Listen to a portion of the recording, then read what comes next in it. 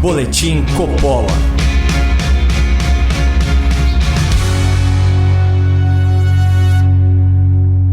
Sejam muito bem-vindos ao Boletim Coppola. O dia de hoje representa um marco histórico na saúde pública mundial. Há um ano, em 8 de dezembro de 2020, o Reino Unido aplicou sua primeira vacina contra a Covid-19, inaugurando os grandes programas de vacinação em massa no mundo desenvolvido. Aproveitando o ensejo da data, o editorial de hoje é sobre uma das principais narrativas dessa pandemia. A eficácia de um lockdown prolongado deveria ter caído por terra tão logo os números da vacinação em Israel foram compartilhados com o mundo. Por lá, em janeiro de 2021, as autoridades implementaram duas medidas simultâneas. De um lado, uma política rigorosa de isolamento social imposta a toda a população. E de outro, a vacinação prioritária de pessoas acima de 60 anos. Em poucas semanas, o número de internações graves por Covid-19 caiu 26% entre os idosos vacinados. Já entre os adultos de 40 a 59 anos que estavam em lockdown, mas não estavam imunizados, o número de internações continuou crescendo, aumentou 13%. Não à toa, a revista The Economist, que repercutiu o fato, concluiu que a causa mais provável para esses bons resultados foi justamente o programa de vacinação, não o lockdown. Na verdade, os principais nomes da Organização Mundial da Saúde para a Covid-19 já vinham sinalizando há tempos para os governos nacionais que as medidas de isolamento social tinham finalidade específica, eficácia limitada e eram insustentáveis no médio e no longo prazo. E só não ouviu quem se fez de surdo. Por isso, eu vou citar algumas declarações oficiais que escancaram a irresponsabilidade dos jornalistas, dos influenciadores e das autoridades brasileiras que abraçaram, sem o razoável questionamento, essa teoria da eficácia prolongada do isolamento social horizontal e generalizado.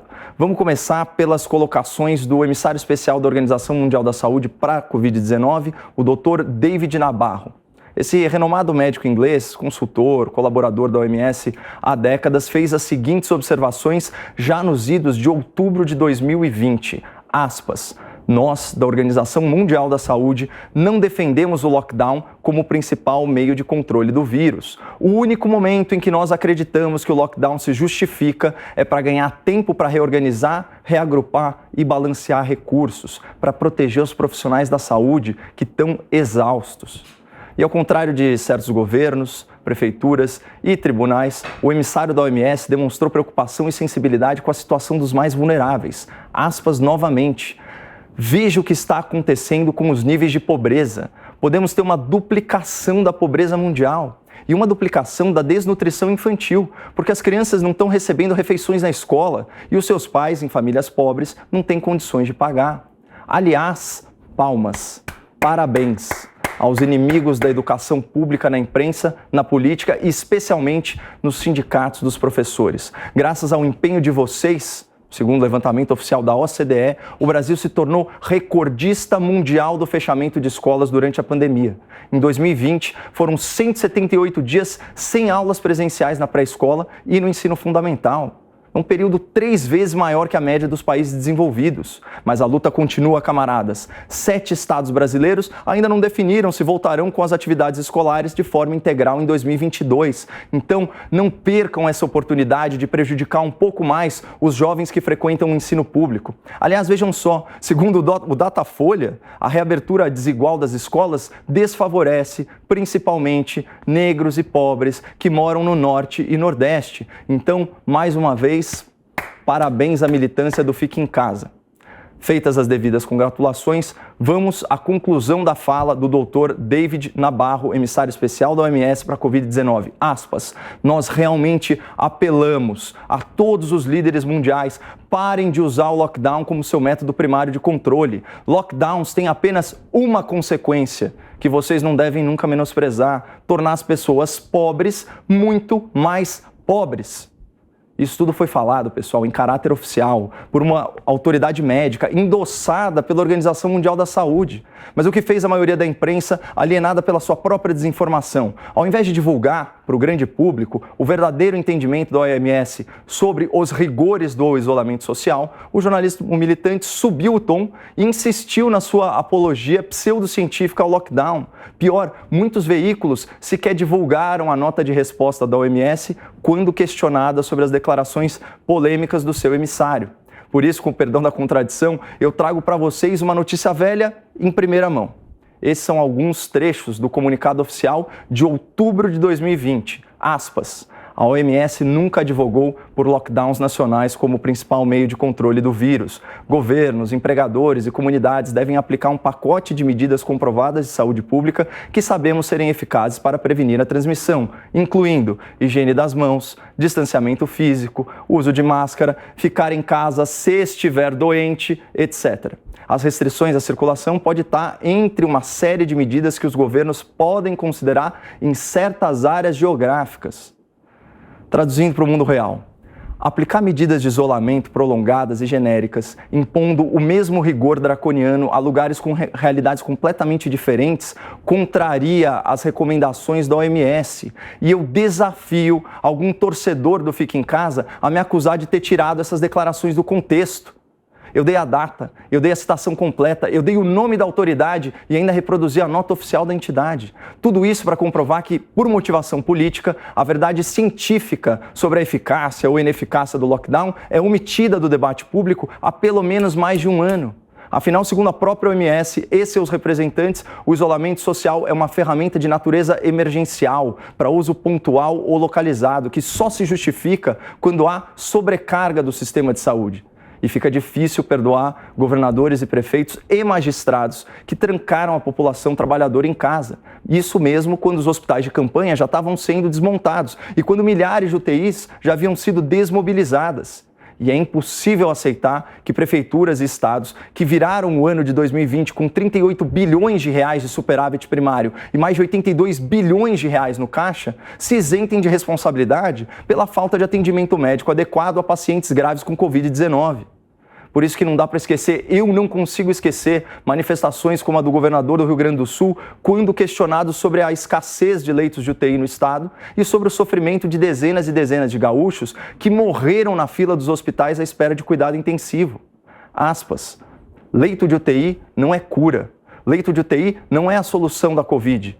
Mesmo que tivéssemos capacidade infinita, não significaria salvarmos todas as vidas, porque 60% das pessoas contaminadas morreriam mesmo assim.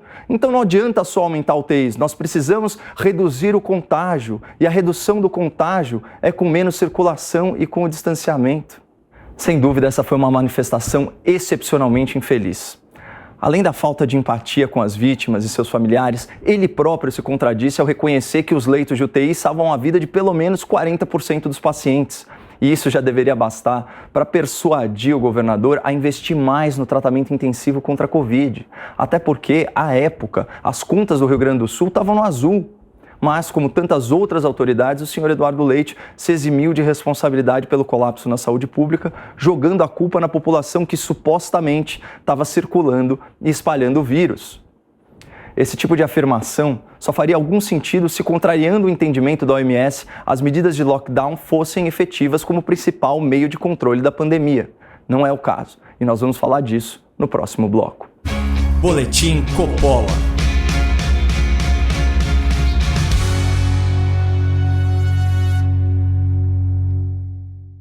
Aproveitando o intervalo, eu queria te fazer um convite. Conheça o trabalho da Brasil Paralelo, uma empresa de mídia com a missão de resgatar valores, ideias e sentimentos no coração dos brasileiros. A Brasil Paralelo tem programação gratuita diária, plataforma de streaming, cursos, documentários, tem até aplicativo para celular e TV. E tudo isso conquistado sem um centavo de dinheiro público. Para participar dessa iniciativa transformadora, aponte a câmera do seu celular para o QR Code no canto da tela ou visite o site brasilparalelo.com.br.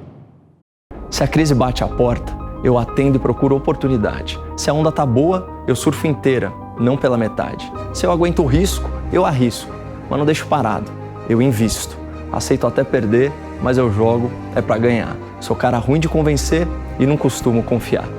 Conheça a Aquavero Investimentos, assessoria financeira que soube me interpretar e que vai entender você. Clique no link aqui no descritivo do vídeo ou acesse campanha.aquavero.com.br/boletim. Boletim Coppola.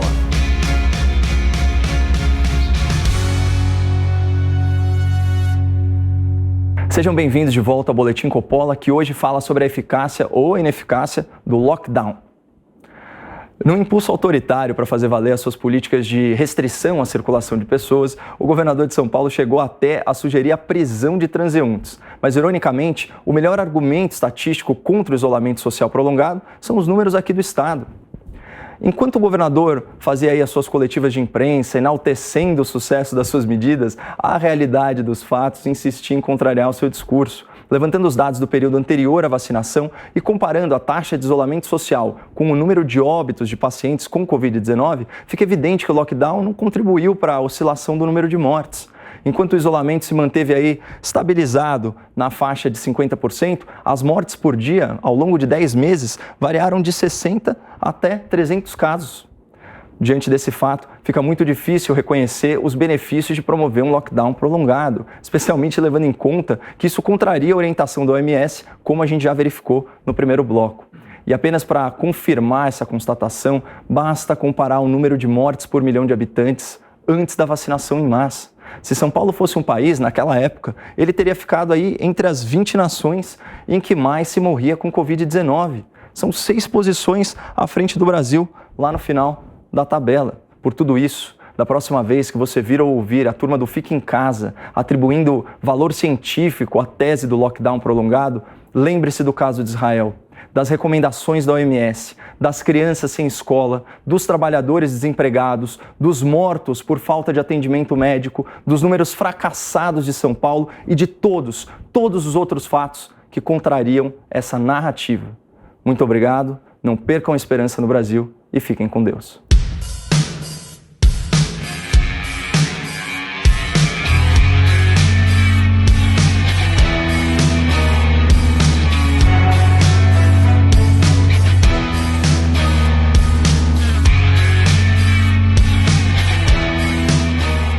A opinião dos nossos comentaristas não reflete necessariamente a opinião do Grupo Jovem Pan de Comunicação. Realização Jovem Pan News.